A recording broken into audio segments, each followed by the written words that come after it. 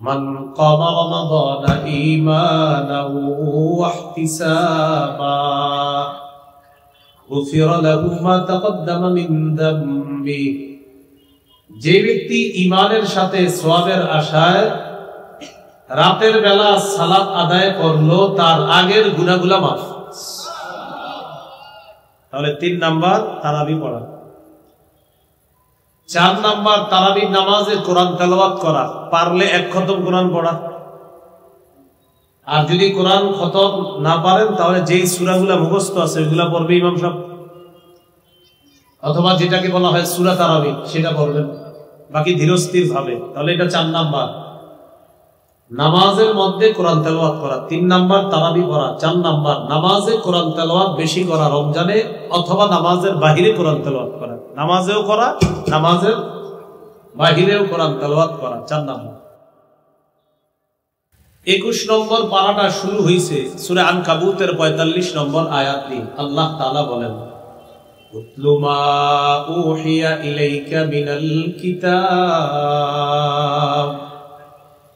নবী আপনি তেলাওয়াত করেন, কোরআনের যা আপনার প্রতি ওহী হিসাবে এসেছে এটা আপনি তেলাওয়াত করেন।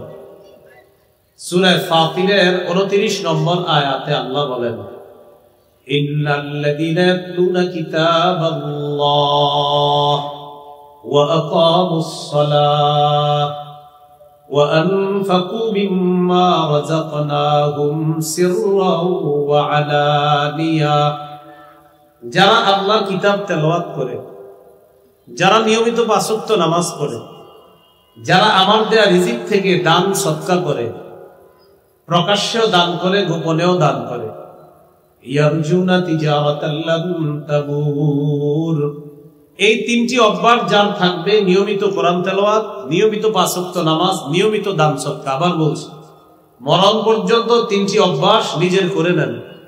নিয়মিত কোরআন তেলাওয়াত যতটুকু পারা যায়, নিয়মিত 5 ওয়াক্ত নামাজ, আর নিয়মিত সাধ্য অনুযায়ী দান সদকা। আল্লাহ বলেন তারা এমন ব্যবসার আশা করে লান তাবুর, যে ব্যবসা কখনো লস হবে না, শুধু লাভ আর লাভ। এই ব্যবসা কখনো ধ্বংস হবে না। তাহলে নিয়মিত কোরআন তেলাওয়াত করা আমাদের সকলের উচিত। অন্তত 40 দিনে 1 খতম কোরআন পড়া। 40 দিনে, কয় দিনে পারেন? 3 দিনে 1 খতম পড়েন, না পারলে 7 দিনে, না পারলে 10 দিনে পড়েন, না পারলে 30 দিনে প্রতিদিন 1 পারা করে।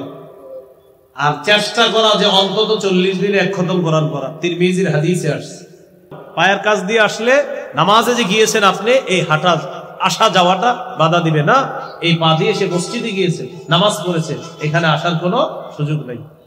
করব তো তেলাওয়াত ইনশাআল্লাহ। আল্লাহ তৌফিক দান করেন। তো রাসূলুল্লাহ সাল্লাল্লাহু আলাইহি সাল্লাম আমরা সবচেয়ে বেশি ভালোবাসি, ঠিক না? আল্লাহ নবীকে, এরপরে আমরা সবচেয়ে বেশি ভালোবাসি আল্লাহকে, এরপর আল্লাহ রসুলকে, এরপর জিহাদকে আমরা সবচেয়ে বেশি ভালোবাসি। এখন আমরা কারা কারা চাই আল্লাহ এবং তার রসুল আমাদেরকে ভালোবাসুক? এটা কারা কারা চাই? কথাটা বুঝছেন? আমরা আল্লাহকে ভালোবাসি, ঠিক না? আমরা রসুলকে ভালোবাসি, ঠিক তো? আল্লাহ এবং আল্লাহ রসুল আমাদেরকে ভালোবাসুক সবাই চাই। قال رسول الله صلى الله عليه وسلم من سره أن يحبه الله ورسوله فليقرأ في المصحف। কোন ব্যক্তি যদি চায় আল্লাহ এবং তার রসুল তাকে ভালোবাসুক, এই দেখেন উনি চায় আল্লাহ এবং তার রসুল তাকে ভালোবাসুক, নবীজি বলেন ফালইকরা ফিল মাসহাফ, তাকে জানায় দাও সেজন্য কোরআন পড়ে। কোরআন বললে তাকে আল্লাহ ভালোবাসবে, আমি রসুলও তাকে ভালোবাসবো। কোরআন আমরা আল্লাহকে ভালোবাসি, আমরা রসুলকে ভালোবাসি। এখন আমরা চাইতেছি আল্লাহ আর রসুল আমাদেরকে ভালোবাসুক। নবী বলেন তুমি কোরআন পড়ো, তোমাকে আল্লাহ ভালোবাসবে, আমি নবীও তোমাকে ভালোবাসবো। তো রমজান মাসে 4 নাম্বার কাজ নামাজে কোরআন তেলাওয়াত করা বেশি বেশি, আবার নামাজের বাহিরেও কোরআন তেলাওয়াত করা। আল্লাহ তৌফিক দান করেন। কোরআন পড়ার সময় একটু সুন্দরভাবে কোরআন পড়ার চেষ্টা করব। কিভাবে? সুন্দরভাবে। আমার আগে বয়ান করছে মুফতি আরিফ জব্বার কাজ, কোরআন তেলাওয়াত খুব সুন্দর না, আরো অনেকে খুব সুন্দর কোরআন তেলাওয়াত করতে পারে। কোরআন তেলাওয়াত সুন্দরভাবে করলে আল্লাহ তাআলা তার তেলাওয়াতটা বিশেষ রহমত দিয়ে শুনেন। সহিহ মুসলিমের বর্ণনা। এই নবী যখন কোরআন তেলাওয়াত করে, হাদিসে আসছে নবী যখন ইয়াতাগান্না বিল কোরআন, সুন্দরভাবে সুললিত কণ্ঠে যখন কোরআন তেলাওয়াত করে, আল্লাহ বিশেষ দয়া রহমত দিয়ে তার তেলাওয়াত শুনতে থাকে। قال رسول الله صلى الله عليه وسلم زينوا القرآن بأصواتكم।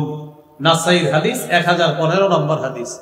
নবীজি বলেন জাইয়িনুল কোরআন, তোমরা কোরআনকে সুন্দর করো, বিআসওয়াতিকুম, তোমাদের কণ্ঠের সাহায্যে। এর মানে তোমরা সুললিত কণ্ঠে কোরআন তেলাওয়াত করো। সুবহানাল্লাহ। তোমরা কোরআনকে সুন্দর করো কণ্ঠের সাহায্যে, আওয়াজের মাধ্যমে। উদ্দেশ্য হলো সুললিত কণ্ঠে তোমরা কোরআন পড়ো। তাহলে একটু সুন্দরভাবে কোরআন পড়বো তো ইনশাআল্লাহ। এবার বলেন ধীরস্থির ভাবে কোরআন পড়বো। বলেন কিভাবে কোরআন পড়বো? ধীরস্থির ভাবে। আল্লাহ তাআলা বলেন সূরা মুজাম্মিলের মধ্যে, ওয়ারাত্তিলিল কুরআনা তারতিলা। নবী আপনি ধীরে ধীরে কোরআন পড়েন, আপনি ধীরে ধীরে কোরআন পড়েন। আমরা মুসল্লি যারা থাকবো, হাফেজ সাহেবদেরকে আমরা উৎসাহ দিব এইভাবে, হুজুর আপনি ধীরস্থির ভাবে পড়েন, সমস্যা নাই। আপনি যত বেশি নামাজে দাঁড়াবেন আমরাও তৈরি আছি ইনশাআল্লাহ। রমজান মাসে যত বেশি নামাজে দাঁড়িয়ে থাকা যায়, হ্যাঁ, আল্লাহ তৌফিক দান করেন। মুসল্লিদের মধ্যে 10% এমন থাকবে যারা চাইবে তাড়াতাড়ি পড়তে। আমি আশাবাদী 90% এমন থাকবে যারা বলবে না আপনি আস্তে ধীরে পড়েন, আমরাও আছি ইনশাআল্লাহ। তো 90% মুসল্লি যদি আস্তে ধীরে নামাজ পড়ে, আশা করি 10% যারা থাকবে তারাও আস্তে ধীরের পক্ষে হয়ে যাবে ইনশাআল্লাহ। ওয়ারাত্তিলিল কুরআনা তারতিলা। আল্লাহ তাআলা বলেন আপনি ধীরে ধীরে কোরআন পড়েন। আল্লাহ আমাদেরকে ধীরে ধীরে কোরআন পড়ার তৌফিক দান করেন। সফরে যখন থাকবেন তখনও সুন্দরভাবে কোরআন পড়বেন। বাসে বসে রয়েছেন, গাড়িতে চলতেছেন, তখনও কোরআন পড়বেন। আব্দুল্লাহ ইবনে মুগাফফাল রাদিয়াল্লাহু তাআলা আনহু তিনি বলেন, রাআইতু রাসূলুল্লাহি সাল্লাল্লাহু আলাইহি ওয়াসাল্লাম ইয়াকরাউ ওয়া হুয়া আলা নাকাতিহি আও জামালিহি। আমি নবীজিকে দেখেছি উটনির উপরে অথবা ওটের উপরে বৈশা আল্লাহ রাসূল কোরআন পড়তেছে। ওটের উপরে বৈশা নবী কোরআন পড়তেন না। পুরাটা শেষ করিনি হাদিস। ওয়া হিয়া তাসিরু বিহি, ওট আল্লাহ রাসূলকে নিয়ে চলতেছে আর নবী তেলাওয়াত করতেছে। তাহলে ওট নবীরে নিয়ে চলতেছে আর নবীজি তেলাওয়াত করতেছে। সাহাবী বলেন কিভাবে তেলাওয়াত করতেছিল জানো? আমি নবীজিকে শুনলাম নবীজি সূরাতুল ফাতহি তেলাওয়াত করতেছে। 26 পারায় দেখবেন একটা সূরা আছে, কি নাম? সূরাতুল ফাতহি। 26 পারার 10 নম্বর পৃষ্ঠাটা যে সূরা দিয়ে শুরু হয়েছে, এই সূরাটার নাম সূরাতুল ফাতহি। আমি নবীজিকে শুনলাম নবী সূরা ফাত তেলাওয়াত করতেছে। জানো কিভাবে? ওয়া হুয়া ইউরাজ্জিউ, নবী ছন্দময় করে খুব সুন্দর আওয়াজে প্রাণবন্ত করে তেলাওয়াত করতেছিলেন আর ওর নবীকে নিয়ে চলতেছে। আহারে আমার নবীর তেলাওয়াত না জানি কেমন ছিল। হ্যাঁ, নবীজি হাদিসে আসছে ওয়া হুয়া ইউরাজ্জিউ, নবীজি তেলাওয়াতটা যখন করতেছিলেন আমি দেখলাম সূরাতুল ফাতহি তেলাওয়াত করতেছিলেন ছন্দময় করে, স্পন্দন সৃষ্টি করে। সৌদি আরবের আব্দুর রহমান আস-সুদাইস ওনার তেলাওয়াত শুনলে দেখবেন আমাদের মাঝে একটা কেমন যেন হিট কাজ করে, হ্যাঁ, যে আলাদা আহারে আরো বড়ুক আরো বড়ুক, ক্লান্তি লাগে না, আরো বড়ুক আরো পড়তে থাকুক। এইভাবে এই যুগের একটা মানুষের কোরআন তেলাওয়াত যদি এত সুন্দর হয়, যার উপরে আল্লাহ কোরআন নাজিল করেছেন তার তেলাওয়াত কত সুন্দর। নবীজি স্পন্দন সৃষ্টি করে তেলাওয়াত করতেছেন। আমাদের বাংলাদেশে ওই হাফেজ সালেহ আহমদ তাকরিম, হ্যাঁ, কি অসাধারণ তেলাওয়াত। সুবহানাল্লাহ। তেলাওয়াত যখন করে আপনার কোনো ক্লান্তি আসবে না, আপনার মনে হবে এত তাড়াতাড়ি কেন শেষ করলো, এটা মনে হবে আপনার। তো আমরা সুন্দরভাবে কোরআন পড়ার চেষ্টা করব, বলেন ইনশাআল্লাহ। যেই সমস্ত আয়াতের মধ্যে আযাব গজবের কথা আছে ওইগুলা 2-3 বার দোহরায়া দোহরায়া পড়ার চেষ্টা করবেন। আর কোরআনের কিছু অর্থ যদি বুঝেন আপনি, তাহলে আযাব সম্বলিত আয়াতগুলো একটু দোহরায়া পড়া যায়।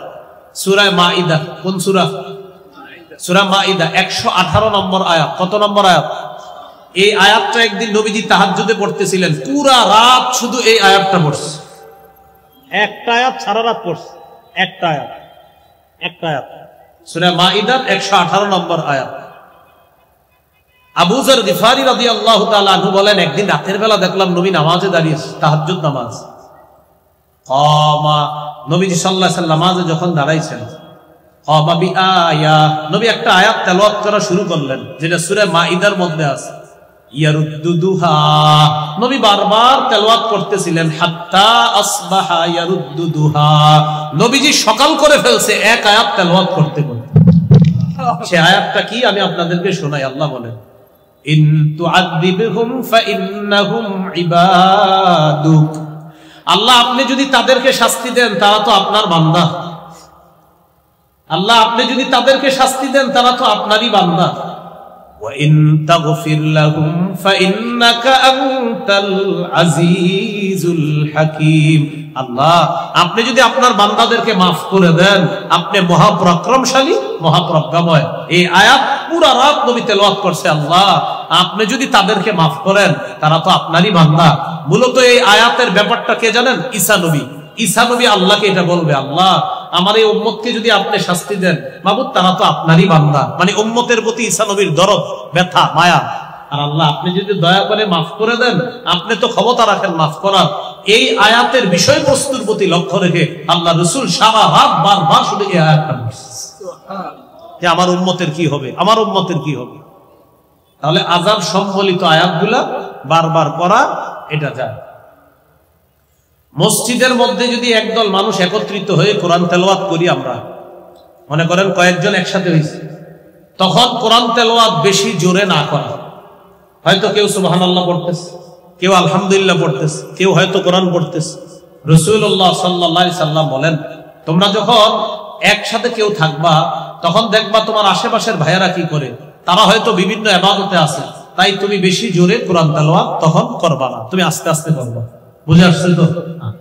মসজিদের ভিতরে সবাই যদি কোরআন তেলাওয়াত করে এটারও একটা ফায়দা আছে, মাদ্রাসায় করলেও ফায়দা আছে।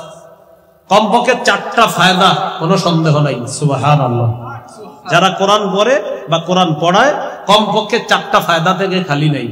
সহিহ মুসলিমের হাদিস, ক্বালা রাসূলুল্লাহ সাল্লাল্লাহু আলাইহি ওয়াসাল্লাম, মাজতামাআ কওমুন ফি বাইতিন মিন বুয়ুতিল্লাহ ইয়াতলুনা কিতাবাল্লাহ ওয়া ইয়াতাদারাসুনাহু বাইনাহুম ইল্লা নাযালাত আলাইহিমুস সাকিনাহ ওয়া গাশিয়াতুহুমুর রাহমা ওয়া হাফফাতহুমুল মালায়েকা ওয়া যাকারাহুমুল্লাহু ফী মান ইনদাহু। রাসূলুল্লাহ সাল্লাল্লাহু আলাইহি সাল্লাম বলেন, আল্লাহর কোন ঘরে একদল মানুষ একত্রিত হয়ে যদি কোরআন পড়ে অথবা কোরআন অন্যকে পড়ায়, ইল্লা নাযালাত আলাইহিমুস সাকিনাহ, তাদের উপর আল্লাহর পক্ষ থেকে প্রশান্তি নাজিল হয়, সাকিনা নাজিল হয়। 2 নাম্বার, ওয়া হাফফাতহুমুল মালায়েকা, তারা যে একটা মজলিসে বৈশা কোরআন পড়ে পুরা মজলিসটাকে ফেরেশতারা বেষ্টন করে নেয়, পুরা মজলিস। 3 নাম্বার, ওয়া গাশিয়াতহুমুর রাহমা, পুরা মজলিসটাকে রহমত ঢেকে নেয়, পুরা মজলিসটাকে রহমত ঢেকে নেয়। আর ফেরেশতারা যে বেষ্টন করে এটা কিভাবে জানেন? মনে করেন আমরা এই জায়গায় কোরআনের আলোচনা যদি করি, এই পুরা মজলিসটা ফেরেশতারা বেষ্টন করে পুরা আসমান পর্যন্ত, ফেরেশতাদের একটা সারি, গোল সারি আসমান পর্যন্ত পৌঁছে গেছে। 3 নাম্বার। 4 নাম্বার, ওয়া যাকারাহুমুল্লাহু ফী মান ইনদা, যারা কোরআন তেলাওয়াত করে, যারা কোরআনের পাঠক, যারা কোরআনের শিক্ষক, তাদের ব্যাপারে আল্লাহ ফেরেশতাদের সাথে আলোচনা করতে থাকে। মনে আসেনি রমজানের 4 নাম্বার কাজ নামাজে তেলাওয়াত করা অথবা নামাজের বাহিরে প্রচুর পরিমাণ তেলাওয়াত করা, করবো তো ইনশাআল্লাহ। 5 নাম্বার কাজ তাহাজ্জুদ পড়া। কি পড়া? তাহাজ্জুদ।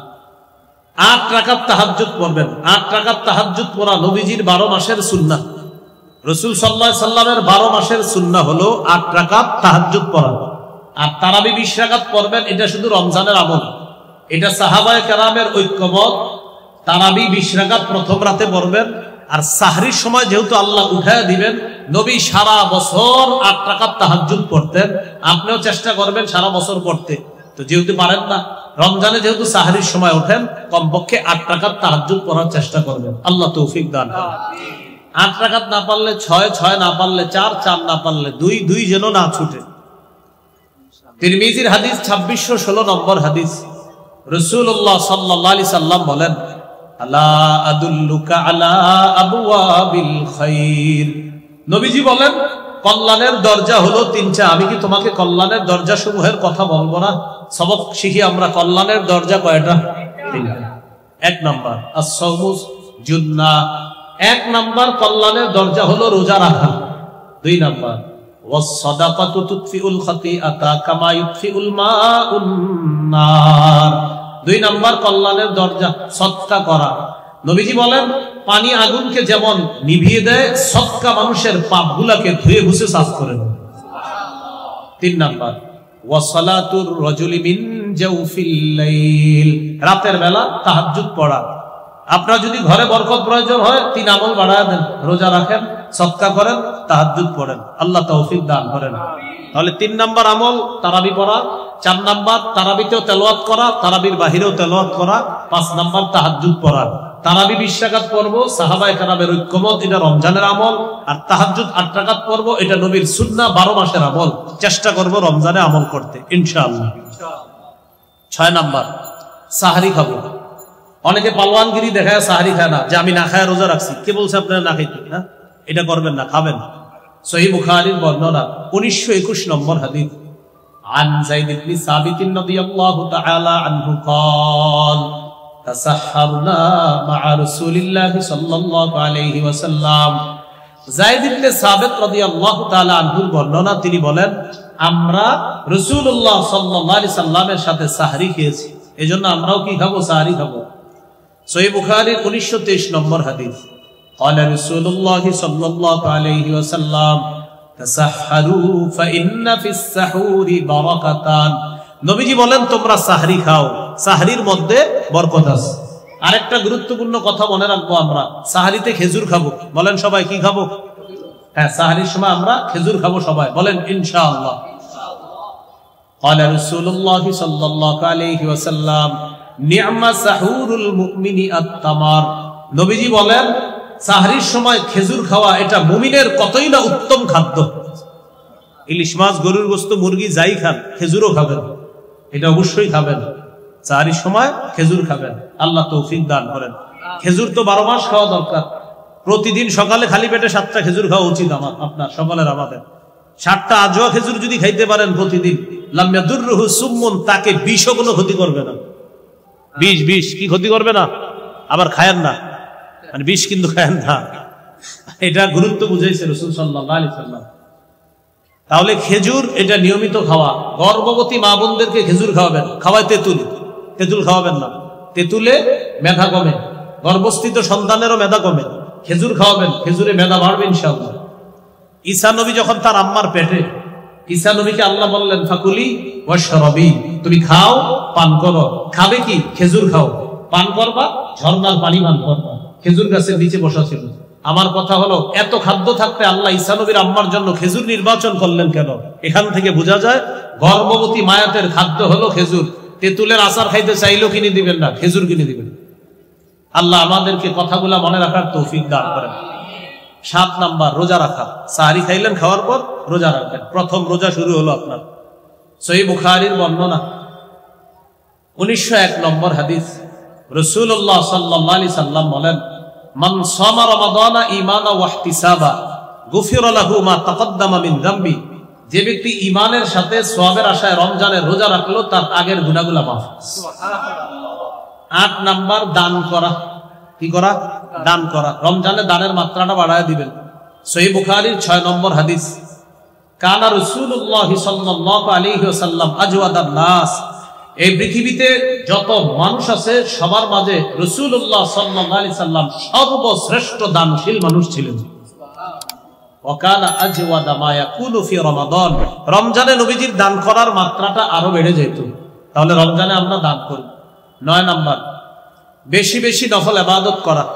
আবু দাউদের 864 নম্বর হাদিস, কিয়ামতের ময়দানে আদম সন্তানের সর্বপ্রথম নামাজের হিসাব হবে।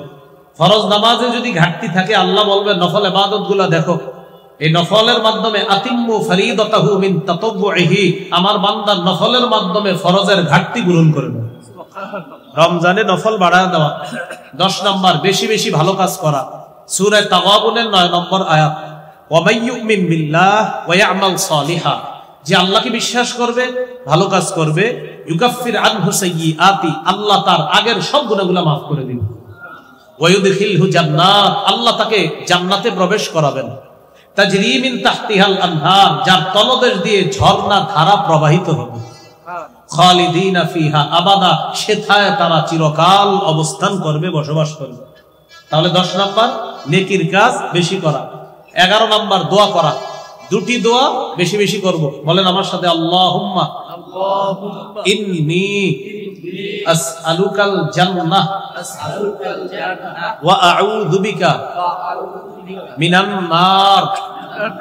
হে আল্লাহ, আমি আপনার কাছে জান্নাত চাই, জাহান্নাম থেকে বাঁচা চাই। এই দুটি দোয়া বেশি বেশি করব। 12 নাম্বার জিকির করা। 4টা জিকির বেশি বেশি করব ইনশাআল্লাহ। কয়টা? রাসূলুল্লাহ সাল্লাল্লাহু আলাইহি সাল্লাম বলেন, আল্লাহর কাছে 4টি জিকির সবচেয়ে প্রিয়। সুবহানাল্লাহ, আলহামদুলিল্লাহ, লা ইলাহা ইল্লাল্লাহ, আল্লাহু আকবার। এই 4টা বেশি বেশি। এই 4টার চেয়ে আরো 2টা আছে, যে 2টা আরো বেশি, মানে 2টা রমজানে বলেন, লা ইলাহা ইল্লাল্লাহ, মানে এটার 4টার মধ্যে এটা হবে সবচেয়ে বেশি। কোনটা? লা ইলাহা ইল্লাল্লাহ। আর আরেকটা বলেন আস্তাগফিরুল্লাহ। আস্তাগফিরুল্লাহটা বেশি পড়া। বলেন ইস্তেগফার যত বেশি হবে গুনাহ তত বেশি ঝরবে। তাহলে ইস্তেগফার বেশি বেশি পড়া। তাহলে 12 নাম্বার জিকির করা, 13 নাম্বার ইফতার করা, 14 নাম্বার ইফতার করানো, 13 ইফতার করা, 14 ইফতার করানো। অনেক ফজিলত, করানোর মধ্যে অনেক ফজিলত। 15 নাম্বার ইফতারের সময় দোয়া করা। তিরমিজির 3598 নম্বর হাদিস। এই হাদিসে আসছে 3 ব্যক্তির দোয়া ফেরত দেওয়া হয় না। 1 নাম্বার আস-সাইমু হাত্তা ইফতিরা, রোজাদার যখন দোয়া করে তার দোয়া ফেরত দেওয়া হয় না। 2 নাম্বার ওয়াল ইমামুল আদিল, ন্যায়পরায়ণ পুরুষ শাসকের দোয়া ফেরত দেওয়া হয় না। 3 নাম্বার ওয়া দাওয়াতুল মাজলুম, মাজলুমের দোয়া ফেরত দেওয়া হয় না। তাহলে 13 ইফতার করা, 14 ইফতার করানো, 15 ইফতারের সময় দোয়া করা, 16 শেষ দশকে ইতিকাফ করা। সহিহ বুখারীর 2033 নম্বর হাদিস। কানা রাসূলুল্লাহ সাল্লাল্লাহু আলাইহি সাল্লাম ইয়াতাকিফু ফিল আশরিল আওয়াখির মিন রমাদান, নবী রমজানের শেষ দশকে ইতিকাফ করতেন। 17 নাম্বার লাইলাতুল কদর তালাশ করা। সূরা কদরের 3 নম্বর আয়াত, লাইলাতুল কদরি খায়রুম মিন আলফি শাহর, কদরের রাত 1000 মাসের চাইতে উত্তম। রাসূলুল্লাহ সাল্লাল্লাহু আলাইহি সাল্লাম বলেন, মাইয়াকুম লাইলাতুল কদরি ঈমানা ওয়া ইহতিসাবা, যে ব্যক্তি ঈমানের সাথে এবং সওয়াবের আশায় লাইলাতুল কদর জাগ্রত হবে, তার আগের গুনাহগুলো মাফ করে দেওয়া হবে। 18 নাম্বার সদকাতুল ফিতর আদায় করা। আলেমদের সাথে পরামর্শ করে সদকাতুল ফিতরটা আমরা আদায় করে দিব। সংক্ষেপে 18টা কথা বললাম, আমরা মনে রাখবো ইনশাআল্লাহ। আল্লাহ তাআলা আমাদের সকলকে যে কথাগুলো শুনলাম বললাম আমরা যেন আমল করতে পারি, আল্লাহ তৌফিক দান করেন। 6টা বর্জনীয় আছে, সংক্ষেপে বলে ফেলি। 6টা বর্জনীয়। 1 নাম্বার ঝগড়া বর্জন করা, 2 নাম্বার অনর্থক কথা বর্জন করা, 3 নাম্বার মিথ্যা বর্জন করা, 4 নাম্বার গীবত বর্জন করা, 5 নাম্বার লৌকিকতা বর্জন করা, 6 নাম্বার অপচয় বর্জন করা।